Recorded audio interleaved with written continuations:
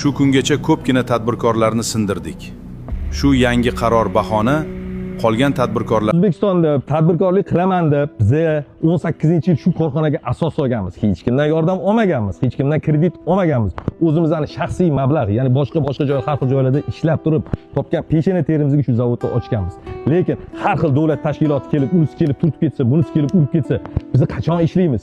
Zavodimizda agar bunda olib qarasanglar 2 oy oldin 50 ta xodim bor edi, 40 taga tushdi, 30 taga tushdi, bugun 0 ga tushdi.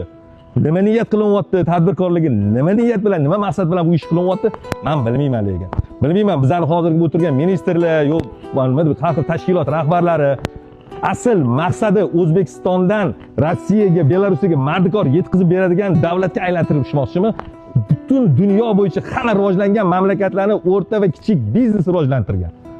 O'sha asosiy xalqqa asosiy qismi kichik va o'rta biznesda ishlaydi.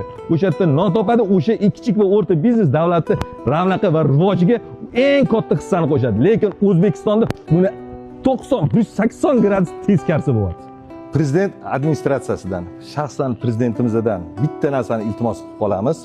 Bizani tadbirkorlarni himoya qiladigan, qo'llab-quvvatlaydigan bitta tashkilot qilib beringlar. Yordam beradigan emas, faqat himoyalaydigan.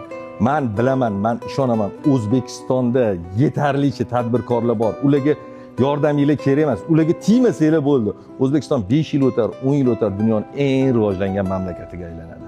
Iltimos, bu amaldorlarimizga bitta yo'l qiladigan, o'sha amaldorlarimizdan bizlarni himoya qila oladigan bitta dona tashkilot qilib beringlar. Iltimos sizlardan.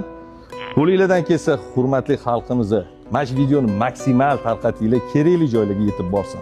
Bizdagi tadbirkorlarga jabr bo'lavermasin. Oldindan hammangizga rahmat.